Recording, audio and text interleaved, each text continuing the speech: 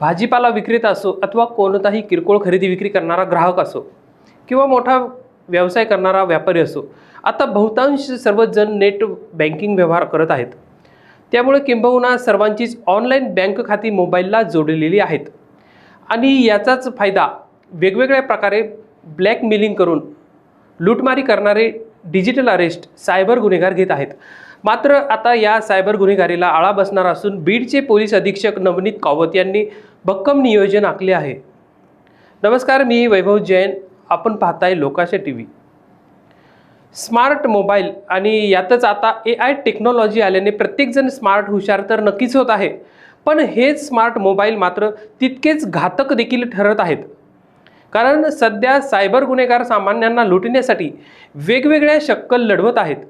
त्यातच आता digital arrest या नावाने मोठ्या प्रमाणात फसवणूक होत असल्याचे समोर येत आहे।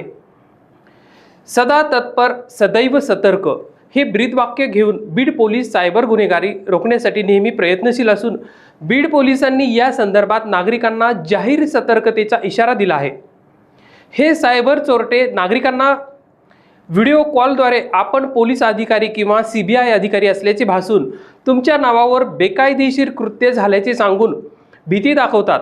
यामध्ये ते तुमचे बँक खाते गोठू, तुम्हाला तुरुंगात टाकू किंवा प्रसार माध्यमांना ही माहिती देऊ, तसेच तुम्ही घराबाहेर पडायचे नाही किंवा कोणाशीही याविषयी बोलायचे नाही अशी मनाई करतात। अशी धमकी सामान्य नागरिकांना हे सायबर गुन्हेगार देतात आणि यालाच ते डिजिटल अरेस्ट म्हणतात आणि यातून सुटका होण्यासाठी तात्काळ पैशांची मागणी करतात।